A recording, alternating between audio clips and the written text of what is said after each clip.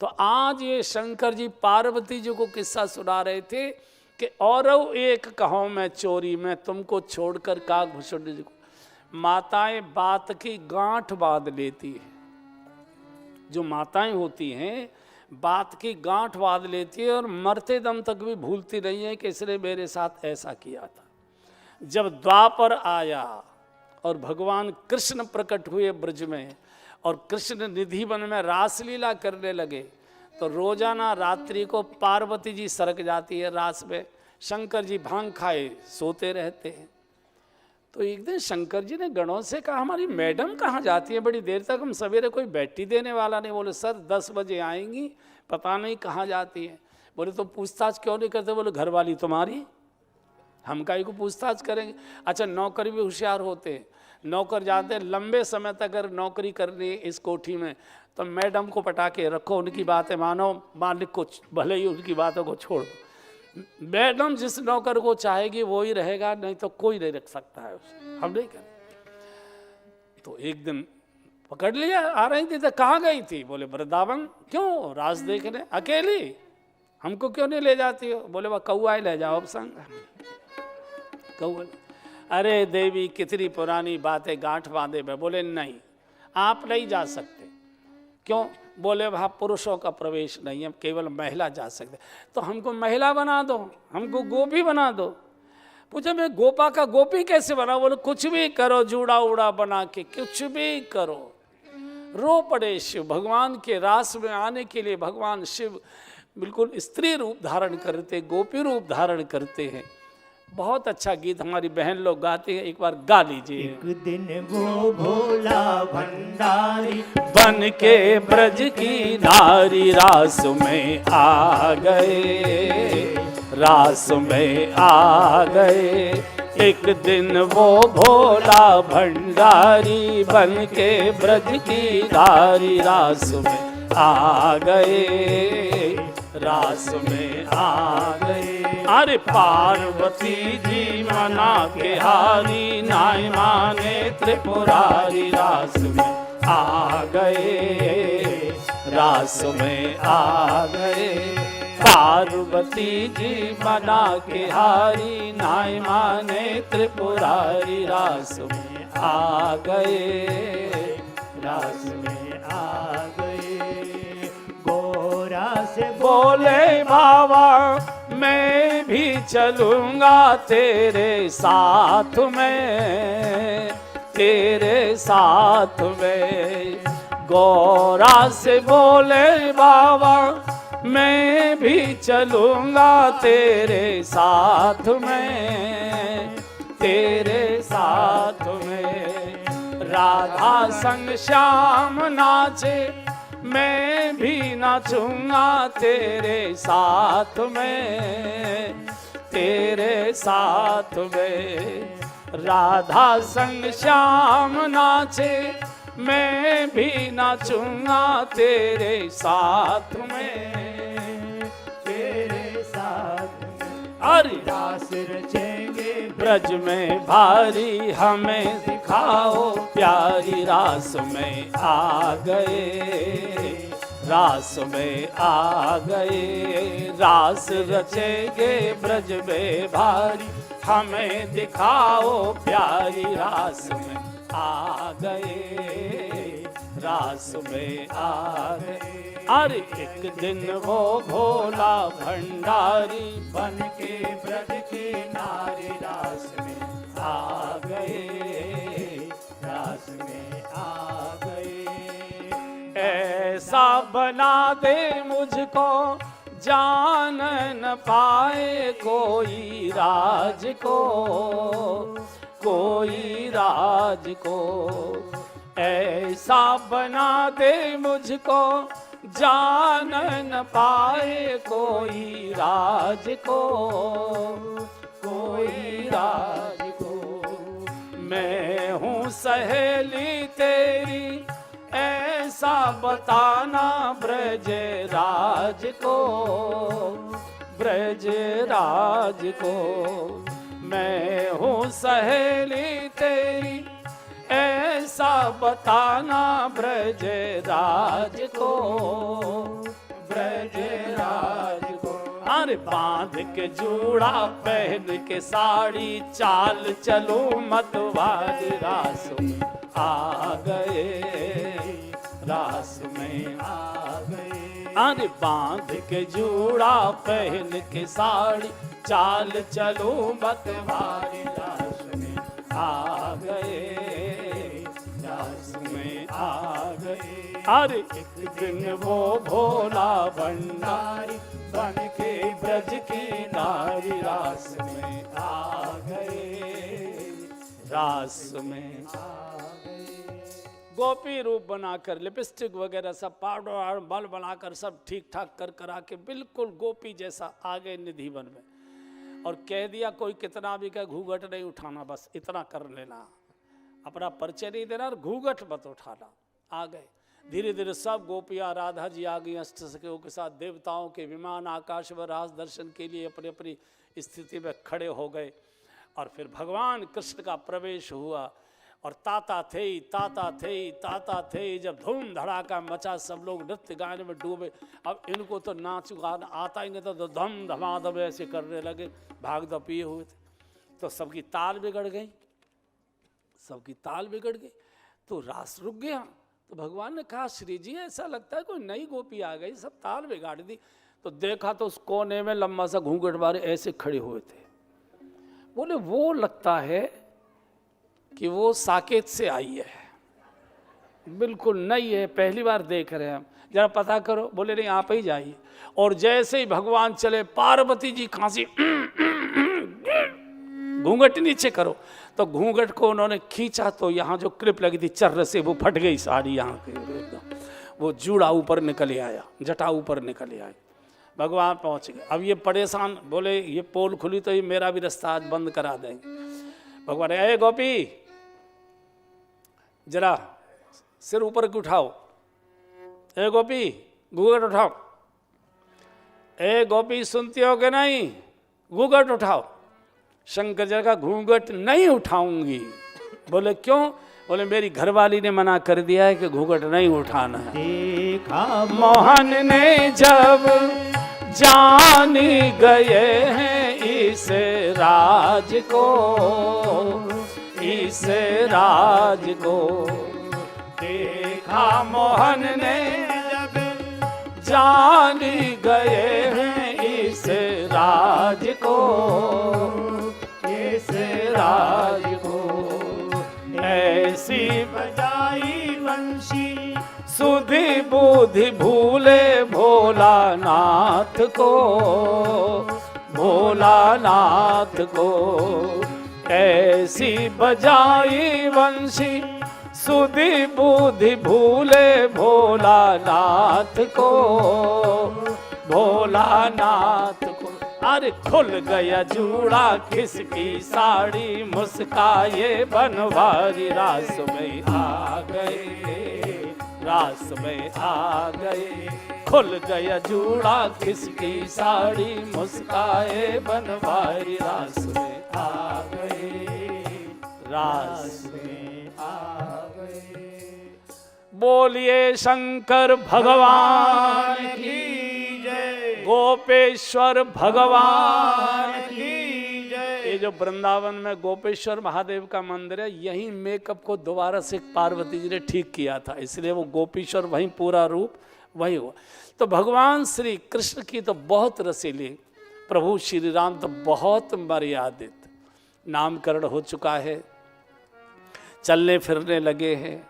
भगवान ने अपनी मर्यादा की लीला का शुभारंभ कर दिया। प्रातः काल उठी के रघुनाथ, प्रातः काल उठी के रघुनाथ। मातु पिता गुरु नावहि माथा, मातु पिता गुरु नावहि माता। आयसो मांगी करही पुर काजा, आयसो मांगी करही पुर काजा, देखी चरित हर्षहि मन राजा, देखी चरित हर्षहि मन राजा।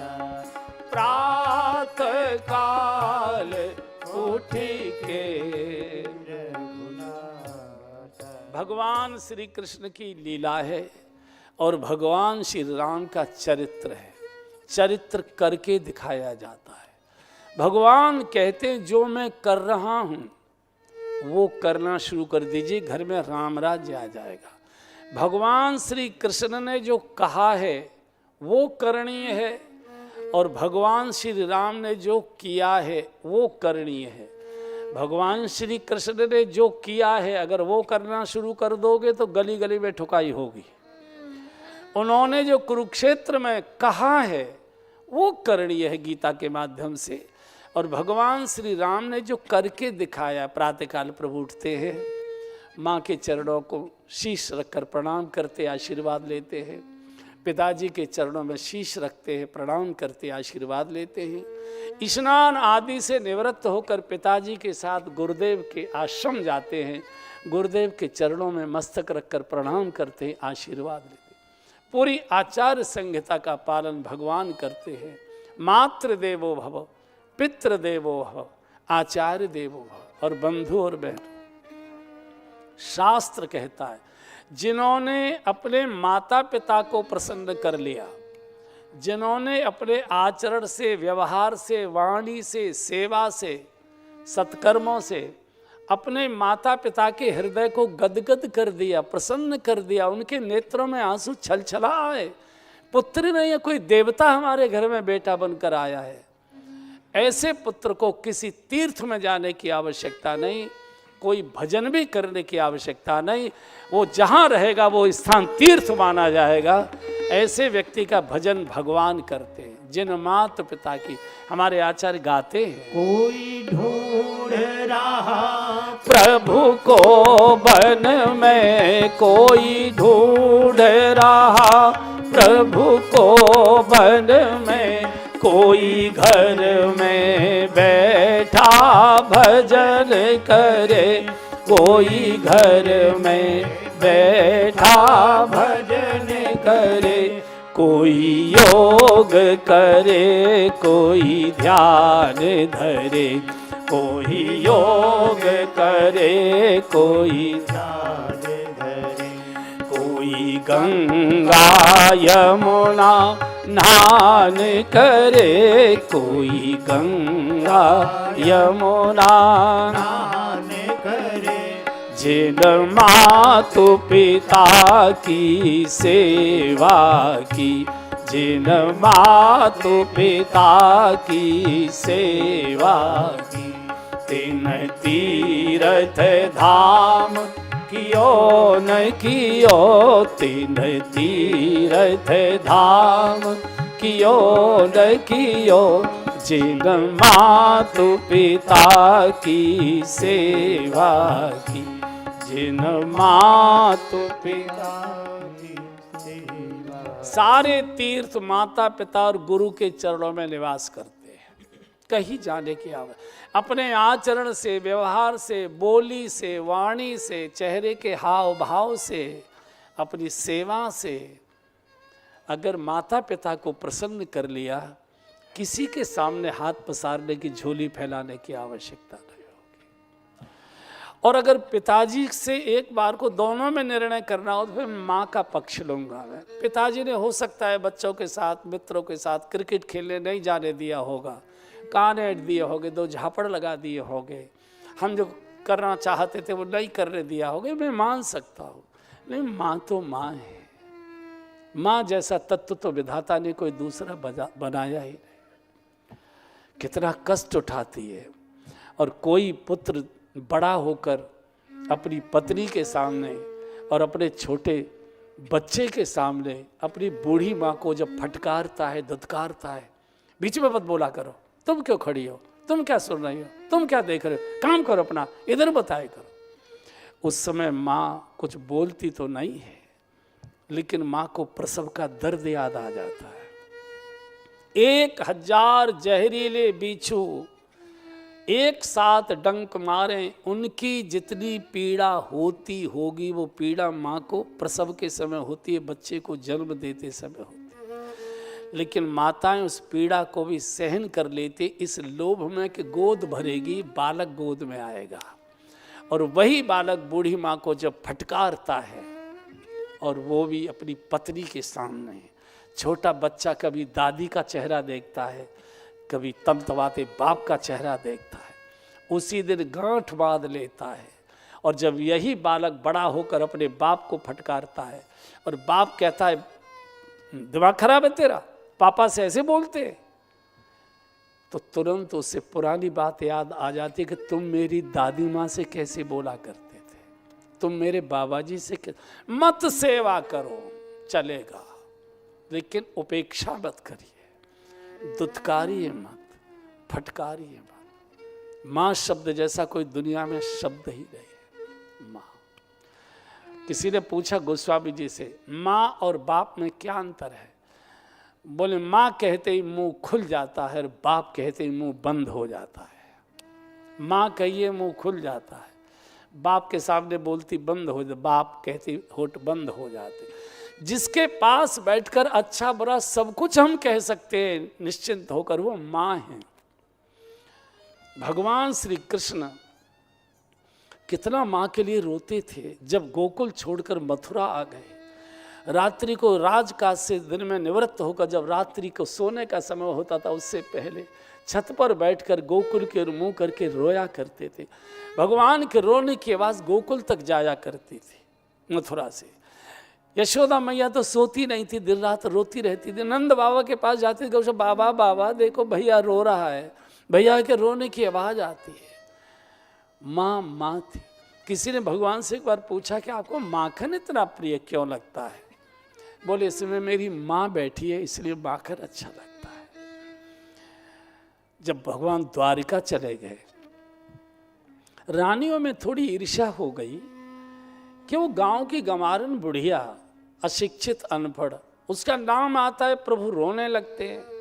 हम इतने ऊंचे कुल खानदान की हैं, इतनी गुणवान हैं, रूपवान हैं, बुद्धिमान हैं, कभी दो शब्द प्रशंसा के हमको नहीं बोलते और वो बुढ़िया के लिए रोते रहते हैं। तो रुक्मिणी जी ने पूछा कि ऐसा यशोदा में क्या बात है कि आप उनका नाम आते ही रोने लगते हैं? भगवान ने सोचा कि बोलूँगा तो पढ़ी लिखी तर्क से तर्क काट देगी, अनुभव से सिखाना चाहिए। तो एक दिन भगवान, बात आई गई हो गई, सो के उठे, आंगन में बैठे थे, पास में रुक्मिणी जी, सत्यभामा जी, जामवती जी, ये सब रानियां बैठी थी। तो रुक्मिणी जी ने कहा प्रभु, भगवान ने कहा कि रुक्मिणी जी रात हमको पीने के लिए दूध नहीं दिया गया क्या? ऐसा लगता है बिना दूध पिए सो गए। रुक्मिणी जी बोली प्रभु दूध का गिलास लेकर तो मैं गई थी, पर मैंने देखा बहुत गहरी नींद में सो रहे थे, तो मैंने जगाना उचित नहीं समझा, गिलास वापस लौटा कर ले गए। भगवान ने कहा कि रुक्मिणी जी, मेरी यशोदा माँ और आप में इतना ही अंतर है, आप सोता छोड़कर दूध वापस लौटा लाई। मेरी यशोदा माँ होती एक हाथ में दूध का गिलास और एक हाथ से मेरी पाटी पकड़े पूरी रात बैठकर जागरण करती, इंतजार करती, लाला जब जागेगा तब दूध पिला कर जाओ। ये माँ है। पूरा घर भोजन कर लेता है, माँ दरवाजे की ओर देखती रहती, भैया नहीं आया, मुन्ना नहीं आया, लल्ला नहीं आया। घर के लोग कहेंगे वो कभी समय से आया है जो आज आ जाएगा, कब तक भूखी बैठी रहोगी, भोजन ठंडा। और बोले तुम कर लो, तुम करो। कोई माँ अपने बेटे पति से पहले भोजन कर सकती होंगी, ये मैं मान लेता हूँ। कोई माँ ऐसी नहीं होती जिसके बेटे ने अभी भोजन नहीं किया और माँ भोजन कर ले उससे पहले। जो इतना त्याग करती है पुत्र के लिए, वो पुत्र अगर उसको दुत्कारता है, फटकारता है, तो माँ को प्रसव का दर्द याद है। कोई ढूंढ रहा प्रभु को वन में, कोई ढूंढ रहा प्रभु को वन में, कोई घर में बैठा भजन करे, कोई घर में बैठा कोई योग करे, कोई ध्यान धरे, कोई योग करे, कोई ध्यान धरे, कोई गंगा यमुना स्नान करे, कोई गंगा यमुना लेकिन करे, जिन मातु पिता की सेवा की, जिन मातु पिता की सेवा की, तिन तीरथ धाम कियो न कियो, तिन तीरथ धाम कियो न कियो, जिन मातु पिता की सेवा की। सेवा करने का केवल यही अर्थ नहीं है कि उनका बिस्तर बिछाओ, उठाओ, पैर दबाओ, ये तो बहुत उच्च स्तर की बात हो गई। इस पर मैं हिम्मत भी नहीं करूँगा क्योंकि आप मेरी बात मानेंगे ही नहीं, इसलिए मैं वो आप बोलूँगा नहीं। लेकिन माता पिता की सबसे बड़ी सेवा ये है कि माता पिता हमको देखते ही प्रसन्न हो जाए, ऐसा हाव भाव स्वभाव रखिए, यही सबसे बड़ी सेवा है माता पिता की। अब गोस्वामी जी थोड़ा प्रसंग बदल, अभी तक मैंने भगवान के बाल चरित्र को गाया है, अब आगे की कथा मन लगाकर सुने। विश्वामित्र नाम के एक बड़े तपस्वी ऋषि हुए, विश्वामित्र महामुनि ज्ञानी, कितने बड़े पुरुषार्थी होंगे विश्वामित्र जी। इन्होंने अपने तपोबल से नए स्वर्ग की रचना कर दी थी, नए स्वर्ग की रचना। ये जो श्रीफल है ये विश्वामित्र जी की रचना है। चूँकि नया जब स्वर्ग बनाया था आकाश में तो पानी चाहिए था, तो इसलिए ये श्रीफल वहाँ तक ले गए थे, ये उन्हीं की रचना। इसलिए आपने देखा है नारियल का पानी कभी सड़ता नहीं है, वर्षों के बंद रहेगा वो तो भी वो सड़ेगा नहीं कभी। लेकिन ये भी राक्षसों से डरते रहते थे, निशाचर इनको बहुत सताते थे। समझ गए मैं स्वर्ग की तो रचना कर सकता हूँ, लेकिन अपने दोष दुर्गुण रूपी निशाचरों को नहीं समाप्त कर सकता। हर बिन मरहे न निशाचर पापी। एक होते हैं राक्षस, 2 मिनट सुन लीजिए इसको। एक होते हैं राक्षस, एक होते निशाचर। राक्षस योनि है, राक्षस शरीरधारी को कहते हैं, दुराचारी को। निशाचर ये एक प्रवृत्ति है, आदत है। निशाचर माने वे आदतें जो हमको निशी में विचरण कराती हैं, अंधेरे में घुमाने ले जाती हैं, छुपा के ले जाती हैं, माता पिता की आंखों से बचा कर ले जाती है, कोई देख न ले इस सावधानी से ले जाती हैं। इन आदतों को कहते हैं निशाचर। और ये बुरी आदतें बिना भगवान के नहीं जा सकती। हर बिन मरहे न निश्चर पापी। अब एक सज्जन ने मुझे पूछ लिया कि विश्वामित्र जी के समय में तो राम लक्ष्मण थे, वो तो उनको मांग कर ले आए और इतने बड़े थे, हमारी बुरी आदतें कैसे दूर हों, इसके लिए क्या उपाय है? तो मैंने कहा कि देखो भैया, अगर कर सकते हो तो जिसका सिर खाली रहेगा वो बीमार रहेगा। अगर जाड़ों में सिर खाली है तो सर्दी हो जाएगी, बरसात में अगर सिर खाली है तो भीगेगा, स्नोफीलिया हो जाएगा, सड़र सड़र नाक करेगी, चलने लग जाएगी। और गर्मी में सिर खाली है तो लू लगेगी। इसलिए पुराने लोग या तो पगड़ी बांधे रहते थे, मुड़ासा बांधे रहते थे, या तो गमछा लपेटे रहते थे, या तो टोपी लगाए रहते थे। सिर खाली नहीं चाहिए। इस कलिकाल में अगर बुरी आदतों से बचना है तो 3 काम। सिर खाली नहीं चाहिए। कब कब? जब आप बालक हैं, जब आप बालक हैं उस समय अपने सिर पर अपने पिताजी को रखिए। मैं उनका बेटा हूँ, मैं उनकी बिटिया हूँ, मेरे बाप की कितनी बड़ी इज्जत है, चारों ओर मेरे पिताजी का नाम है, मेरे पिताजी बाबूजी जाते हैं, लोग खड़े होकर स्वागत करते हैं। अगर मैं इधर जाऊंगा, इधर खाऊंगा, ये पीऊंगा, ये करूंगा, यहाँ ऐसे दोस्तों में बैठूंगा तो कोई देखेगा क्या कहेगा, उनका लड़का, उनकी बिटिया। यहाँ आपके कदम 2 मिनट को रुक जाएंगे। हर समय अपने पिताजी के सम्मान इज्जत को सिर पर रखिए। जब आप शादीशुदा हो जाएं, तो अपने छोटे बच्चों को बड़ा बनाकर अपने सिर पर रखिए। अब मेरे बच्चे 5 वर्ष के हो गए, 6 वर्ष के हो गए, अब ये समझने लगे। अब मैं जो खा पी कर जाता हूँ, गाली गलौज करता, झूमता गिरता हुआ, इन बच्चों पर कैसा असर पड़ेगा, ये मेरे बारे में क्या सोचेंगे, इनके मन में मेरे प्रति क्या इज्जत होगी। आपके कदम रुक जाएंगे। और आदमी बिगड़ता है या तो 14 वर्ष की उम्र में बिगड़ता है, 14-15 वर्ष की आयु में बिगड़ता है, या फिर 44-45 साल की उम्र में बिगड़ता है। जब बच्चे बड़े हो गए और अम्मी बड़े हो गए, तब किसको रखें? फिर अपने गुरु को अपने शीश पर रखिए। मैं उनके चरणों में बैठता हूँ, उनका आशीर्वाद मुझे मिला हुआ है, उनके करकमल मेरे शीश पर हैं। वो मेरे आचरण व्यवहार के बारे में सुनेंगे तो क्या धारणा बनाएंगे, क्या सोचेंगे? आपके कदम रुक जाएंगे। कोई योग, कोई व्यायाम, कोई ध्यान, कोई पूजा, कोई पाठ, कोई अनुष्ठान ये नहीं बचा सकता। बड़े बड़े पूजा पाठी भी मैंने फिसलते हुए देखे हैं, बड़े बड़े ध्यान लगाने वाले भी मैंने लुढ़कते हुए देखे हैं। इसलिए रोग तो औषधि से ही दूर हुआ करता है, औषधि की चर्चा करने से दूर नहीं होता। कहीं ना कहीं छोटे बच्चों की हमेशा अदब मानिए, इनसे डरिए कि ये हमारी बोली भाषा, जब हम अपने बूढ़े माता पिता को आंख निकाल कर बोलेंगे और ये छोटे बालक देख रहे हैं, और जब इनको कहोगे पापा से ऐसे बोलता, तो तुरंत कहेगा आप मेरी दादी जी से कैसे आंख निकालते थे, आप मेरे बाबा जी से कैसे आंख। तो आपको ये कोई कलयुग नहीं है बंधुओं।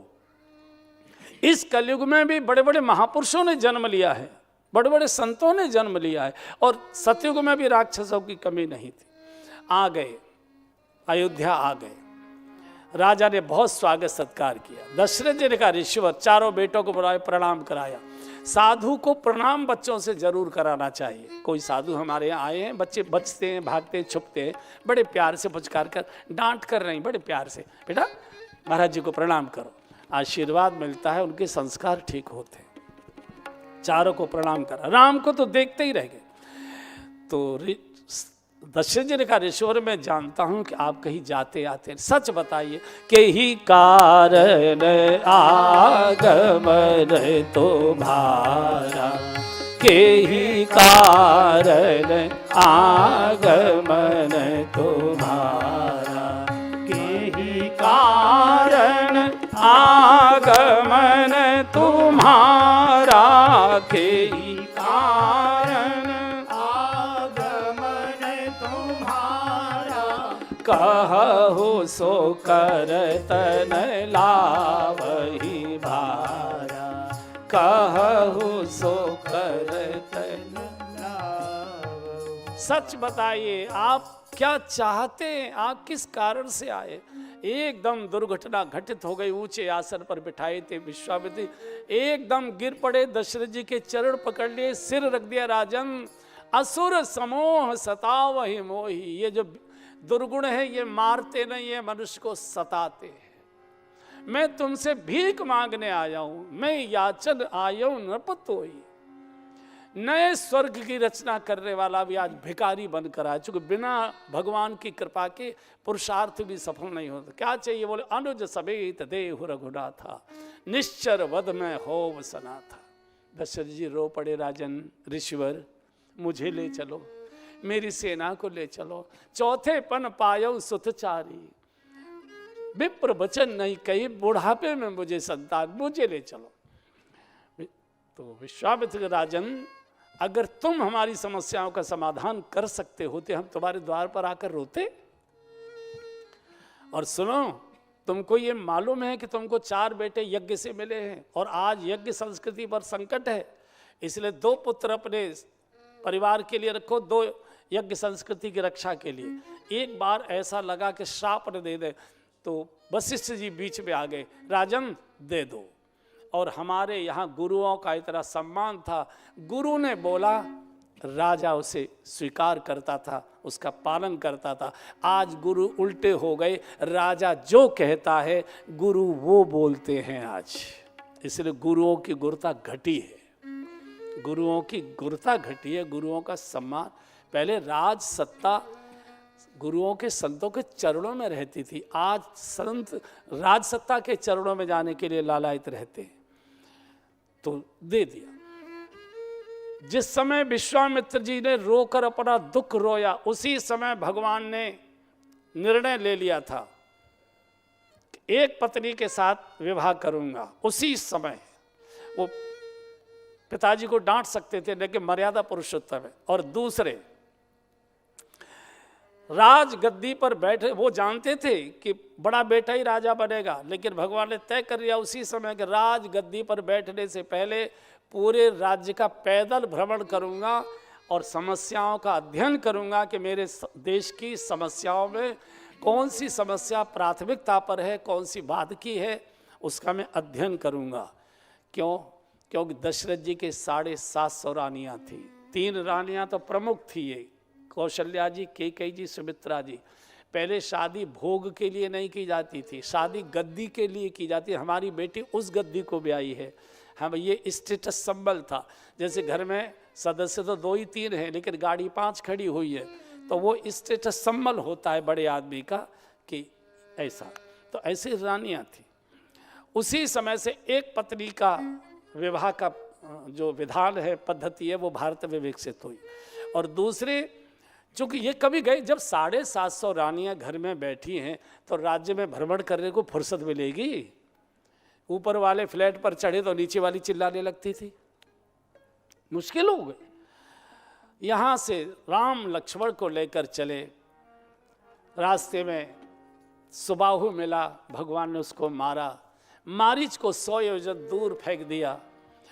रात्रि को विश्राम हुआ है, चरण दबा रहे थे तो जनक जी के स्वयंवर की चर्चा की। तो जैसे ही गुरुजी ने स्वयंवर की चर्चा की, भगवान को मानसिक रूप से श्री जानकी जी दिखाई देने लगी। भगवान ने कहा, गुरुजी क्वार का महीना है, तेज़ धूप बहुत पड़ती है, हिरण काले पड़ जाते हैं, ऐसा करो, अब थोड़ी तो रात बची है, अभी निकल लेते हैं, ठंड ठंड में फिर धूप में बड़ा मुश्किल पड़ेगा। भक्ति से मिलने के लिए भगवान लालायित हो उठे।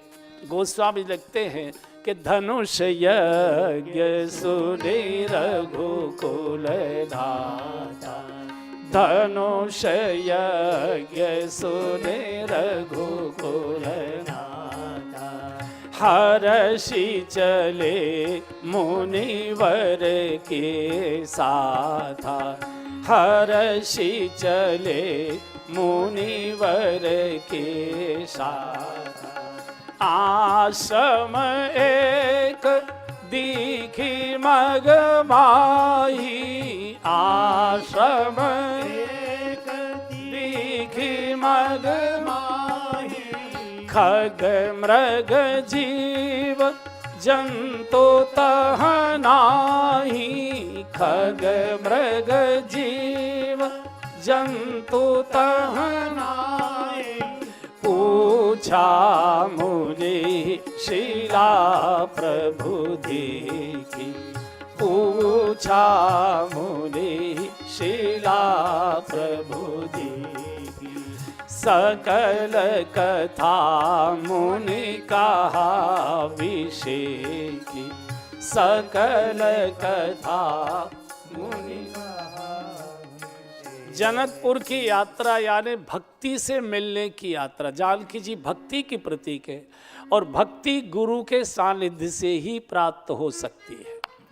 मनमुखी भजन नहीं चाहिए, गुरुमुखी भजन नहीं चाहिए। ग्रंथ पढ़ने से ज्ञान बढ़ सकता है, ग्रंथियाँ नहीं टूटती। ग्रंथ का अध्ययन ज़्यादा करने से ग्रंथियाँ और जकड़ जाया करती अहंकार की। हमको इतने शास्त्रों का ज्ञान है, इतनी डिग्रियाँ हमारे पास हैं, हम सब जानते हैं। भक्ति फलित होती है किसी महत् पुरुष के चरणों में सिर रखने से, विनम्रता से, हाथ जोड़कर गिड़गिड़ाने से, गुरुदेव कृपा करो, कोई सूत्र, कोई मंत्र, कोई मार्ग मुझे भी दे दो, ताकि सूत्र को पकड़कर उस मार्ग पर चलकर मैं भी भगवान के प्रकाश का दर्शन कर सकूं। पुस्तक पढ़कर, पुस्तकों में मंत्र लिखे हैं, लेकिन वो जब तक गुरु मुख से नहीं बोला जाएगा तब से वो सिद्ध नहीं होता है। जैसे सारा ज्ञान तो पढ़ाई का पुस्तकों में लिखा हुआ है, बुक सेलर से पुस्तकें खरीद लीजिए, नहीं, उन्हीं पुस्तकों को किसी विद्यालय में एडमिशन लेकर किसी न किसी गुरु के मुख से पढ़ना पड़ता है, तब डिग्री मिलती है। तो पेट भरने की शिक्षा बिना गुरु के नहीं मिलती तो परमात्मा के बातों से मिल जाएगा क्या? वो भी किसी गुरु की कृपा से ही मिलेगा। लोग कहते हैं कहीं नहीं, आजकल सब कोई गुरु गुरु नहीं है, सब गुरु घंटार है, सब ऐसा है वैसा। ये हमारे भीतर का अहंकार है, क्योंकि हम किसी को अपने से बड़ा मानने को तैयार नहीं है, किसी के सामने झुकने को तैयार नहीं, किसी को प्रणाम करने को तैयार नहीं, किसी का आदेश मानने को तैयार नहीं, किसी के चरणों में बैठने को तैयार नहीं। ये हमारे अहंकार की अकड़ है, डिग्रियों की अकड़ है, विद्वत्ता की अकड़ है, पैसे की अकड़ है, पद की अकड़ है। और ऐसी अकड़ अशांत ही करती है, हमेशा बड़बड़ाता ही मिलेगा ऐसा व्यक्ति जो किसी न किसी गुरु के सानिध्य में बैठ चुके हैं। आपको वो अलग प्रकार से शांत दिखाई देंगे, सौम्य दिखाई देंगे, मधुर दिखाई देंगे। ये तो ठीक है, वो एकदम गंगा जल के धुले नहीं होंगे, लेकिन बहुत कीचड़ के सने भी नहीं दिखाई देंगे। आपको कुछ न कुछ उनके जीवन में, आचरण में, व्यवहार में कुछ तो भी अंतर दिखाई देगा ही। इसलिए भगवान स्वयं जगत गुरु हैं, कृष्णम वंदे जगत गुरुम। लेकिन जगत गुरु भी मनुष्य शरीर धारण करके आया है, तो वो भी भक्ति प्राप्त करेगा तो गुरु की शरण में चलकर ही प्राप्त कर पाएगा, बिना गुरु कृपा के होता नहीं। राम मिलावन हार।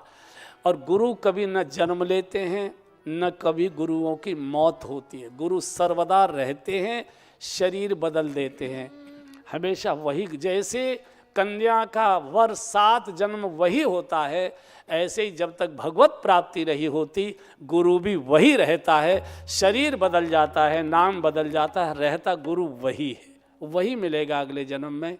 तो इसलिए शास्त्र पढ़िए, कोई दिक्कत नहीं है। मंत्र तो ग्रंथों में लिखे हैं, लेकिन वो किसी गुरु मुख से आएगा, गुरु मुख से आएगा तो आपको डिग्री मिलेगी भगवान के विश्वविद्यालय में प्रवेश करने की।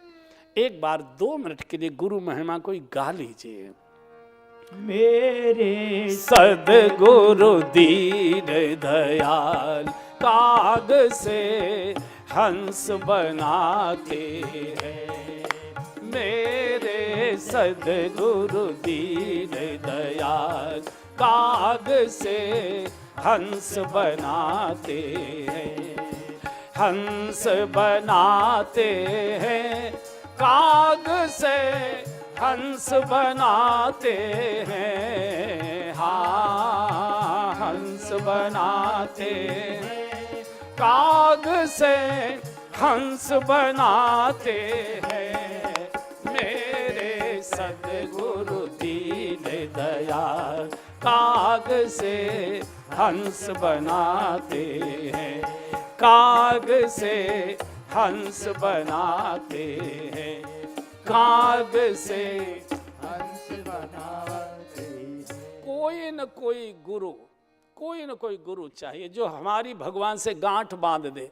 जीवन देखो, प्रेम विवाह करने के बाद भी कहीं न कहीं मंदिर आदि में जाकर फेरे भी डले जाते हैं, यज्ञ वगैरह की वेदी के साथ भी वो नाटक किया जाता है। ऐसे ही गुरु केवल कुछ नहीं करते, भगवान से हमारी गांठ बांध देते हैं और निभाओ भगवान को, भगवान तुमको निभाए, तुम भगवान को निभाओ। तो गुरु के सानिध्य में जगत गुरु स्वयं चल रहे हैं। थोड़ी दूर चले, एक बड़ा भारी आश्रम, आश्रम एक दीख मगमाई विशाल आश्रम, न पशु न पक्षी न गाय न सेवादर, खग मृग जीव जंतु तह नाई। और दरवाजे पर एक बड़ी भारी शिला पड़ी थी। भगवान रुक गए, गुरुजी ये क्या लीला है? ये इतना बड़ा पत्थर, इतनी बड़ी शिला और इतना बड़ा आश्रम बिल्कुल सूना। विश्वामित्र जी की नेत्र डबडबा गए। राघव, जानकर अनजान मत बनो बेटा, ये अहिल्या है, गौतम ऋषि की पत्नी अहिल्या है। पति ने इसको छोटी सी भूल पर शापित कर दिया, तब से पत्थर हुई पड़ी है। राघव, ये तुम्हारे चरण कमलों की रज की आकांक्षा में पड़ी, चरण कमल रज चाहती, कृपा करहो रघुवीर। तुम तो हमेशा कृपा ही करते हो। भगवान का एक ही स्वभाव है, कृपा की न होती जो आदत तुम्हारी, कृपा की न होती जो आदत तुम्हारी, तो सुनी रहती अदालत तुम्हारी, तो सूनी ही रहती अदालत तुम्हारी, कृपा की न होती जो आदत तुम्हारी, कृपा की न हो। भगवान कृपालु हैं, बाकी लोग दयालु हो सकते हैं, कृपालु भगवान ही होता है, कृपा केवल भगवान ही करता है। राघव इसका उद्धार करो। अहिल्या जी का प्रसंग बहुत मार्मिक, हम सबसे जुड़ा हुआ प्रसंग है। इंद्र के साथ ये बुद्धि की प्रतीक थी, अहिल्या जी बुद्धि की प्रतीक है। और बुद्धि कब भ्रमित हो जाए, भोग और वासना को देखकर कब आकर्षित हो जाए। कई लोग कहते हैं ना, क्या बताऊं, उस समय मेरी बुद्धि पर पत्थर पड़ गए। वही हुआ अहिल्या के साथ, पत्थर बन गए। लेकिन अहिल्या को हजार इंद्र भी भ्रष्ट नहीं कर सकते। हम लोगों के लिए चरित्र किया गया है कि इतने बड़े महर्षि की धर्मपत्नी अहिल्या जैसी दिव्य नारी अगर इंद्र के आकर्षण में भ्रमित होकर और फिसल सकती है, तो कृपया हम सावधान रहें। और इसलिए सरकार को भी जगह जगह बोर्ड लगाने पड़े, सावधानी हटी दुर्घटना घटी। बुद्धि का कभी भरोसा करिए मत, बुद्धि कब बिगड़ जाए कोई भरोसा नहीं रहता। यही बुद्धि जब सवेरे पूजा में बैठती है तो और प्रकार की होती है, यही बुद्धि ऑफिस में बैठती है तो और प्रकार की हो जाती है, यही बुद्धि सायंकाल और घूमने के लिए जाती है वोट क्लब की ओर, तो यही बुद्धि और प्रकार की हो जाती है। और यही बुद्धि रात्रि को क्लब में चली जाती है तो यही बुद्धि और प्रकार की हो जाती है। एक ही शरीर है, एक ही बुद्धि है, रूप अलग अलग बदल देती है। अहिल्या जी को कोई इंद्र भ्रष्ट नहीं कर सकता।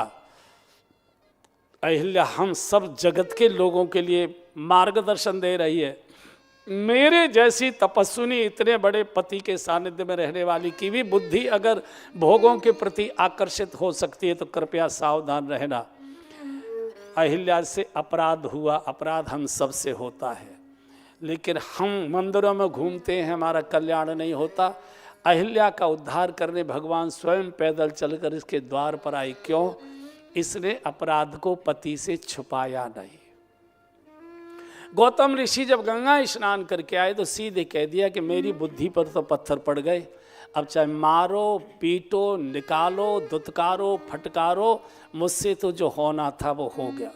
और जीवन में जो अपने अपराध को स्वीकार कर लेता है, एक दिन भगवान किसी न किसी प्रकार आकर उसका उद्धार करते हैं। इसका अर्थ ये नहीं कि अपराध करें आप, अपराध के लिए एक शर्त है। अपराध करिए, किसी न किसी सदगुरु को किसी और समाज में बताओगे, ब्लैकमेलिंग कर देगा आपको।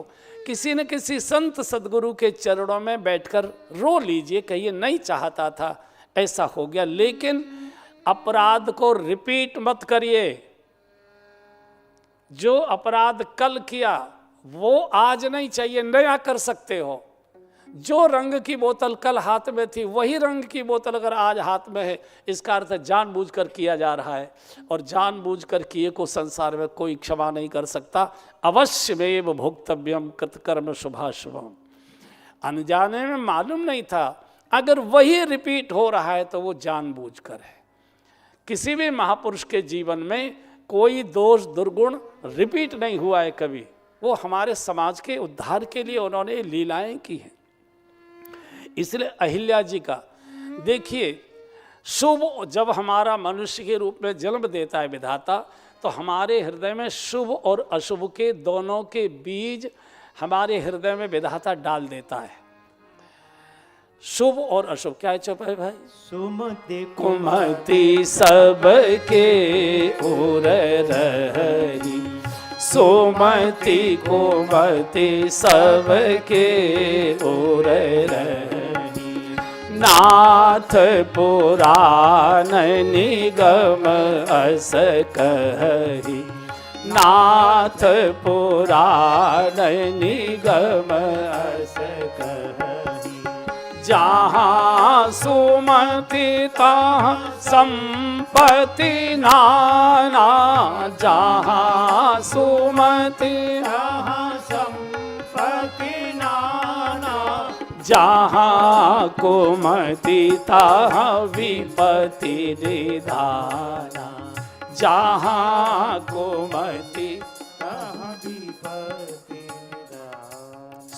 शुभ के और अशुभ के दोनों के बीज विधाता हमारे हृदय में डाल देता है जब हमारा जन्म करता है। जिस बीज का मौसम आता है वही बीज हमारे जीवन में उगने लगता है। बहुत साधारण शब्दों में समझा रहा हूँ। जैसे बथुआ खेत में बोया नहीं जाता, पूरे साल खेत में पानी लगाइए, खाद डालिए, बथुआ नहीं निकलेगा।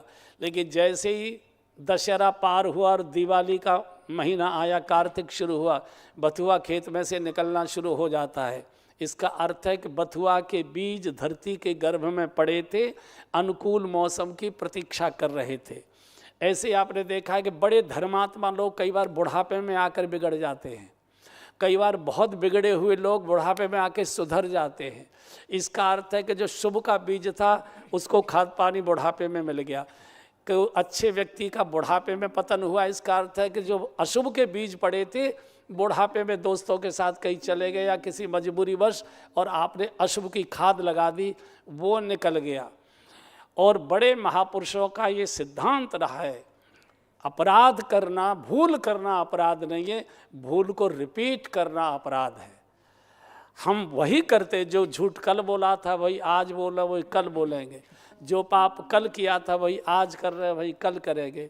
जो कल पिया था वही आज पी रहे वही कल पिएंगे। जो गाली कल दी थी वही आज। हमारे यहाँ मौसम की तरह चक्कर चलता रहता है। महापुरुषों के जीवन में केवल एक बार, कभी दोबारा उनको रिपीट नहीं हुआ और उसने प्रकट कर दिया, पति आए साफ कर दिया। और पाप को जितना छुपाया जाता है पाप उतना भारी होता जाता है, और पुण्य को जितना छापा जाता है, गाया जाता है, पुण्य उतना क्षीण होता जाता है। जरा सा दान करके आएंगे, जगह जगह गाएंगे, जगह जगह छपवाएंगे अखबारों में, और बड़े से बड़ा पाप करेंगे, सारी दुनिया से छुपाएंगे। और जिसे हम छुपा के रखते हैं चिता तक वही साथ रहता है, हमारे पाप ही लेकर जाते हैं। यहाँ से अहिल्या का उद्धार किया भगवान ने, सीधे गंगा जी के किनारे पहुंच गए जहाँ जग पावन गंगा।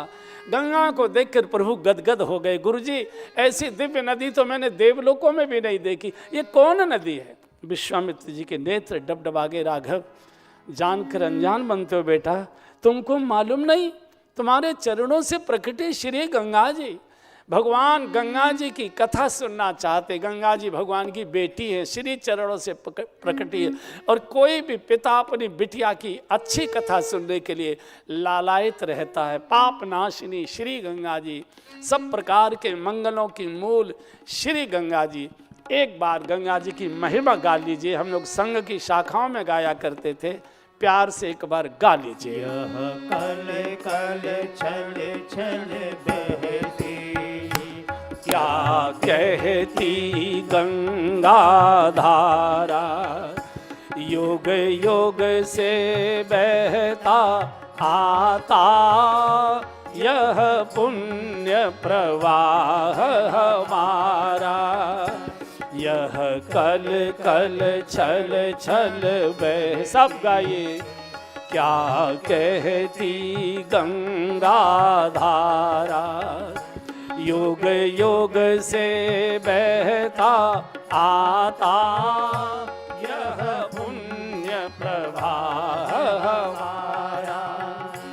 हम इसके लघुतम जल कण, बनते मिटते हैं क्षण क्षण, अपना अस्तित्व मिटाकर तन मन धन करते अर्पण।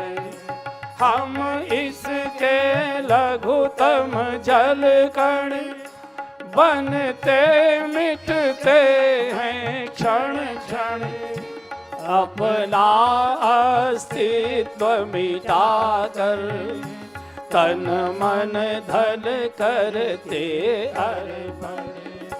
बढ़ते जाने का शुभ प्रण, प्राणों से हमको प्यारा।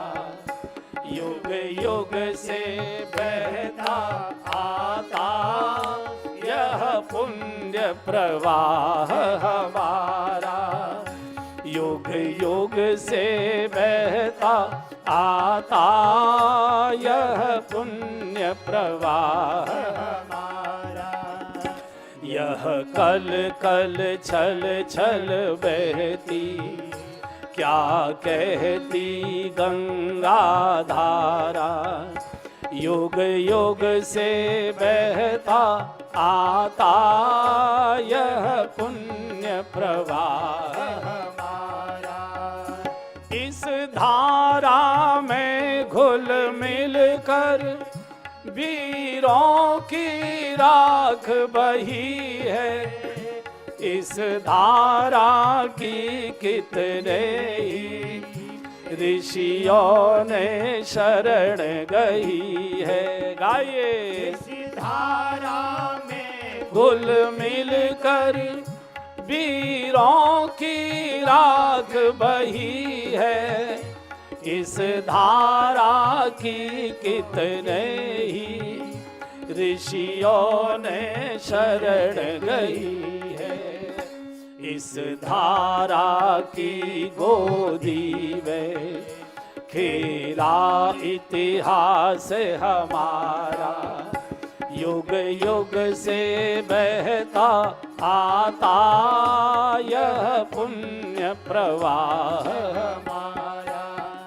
युग युग से बहता आता यह पुण्य प्रवाह हमारा। यह कल कल छल छल बहती क्या कहती गंगा धारा। युग युग से बहता आता यह पुण्य प्रवाह हमारा। युग युग से बहता आता यह पुण्य प्रवाह हमारा। क्या इसको रोक सकेंगे? मिटने वाले मिट जाएं। कंकड़ पत्थर की हस्ती क्या बाधा बन कर आए। क्या इसको रोक सकेंगे? मिटने वाले मिट जाएं। कंकड़ पत्थर की हस्ती क्या बाधा बन कर आए। ढह जाएंगे गिरि पर्वत कांपे भूमंडल सारा। युग युग से बहता आता यह पुण्य प्रवाह हमारा। युग युग से बहता आता यह पुण्य प्रवाह हमारा। यह कल कल छल छल बहती क्या कहती गंगा धारा। युग युग से बहता आता यह पुण्य प्रवाह हमारा। युग युग से बहता आता यह पुण्य प्रवाह हमारा। दोनों हाथ खड़े करके बोलिए श्री गंगा मैया की।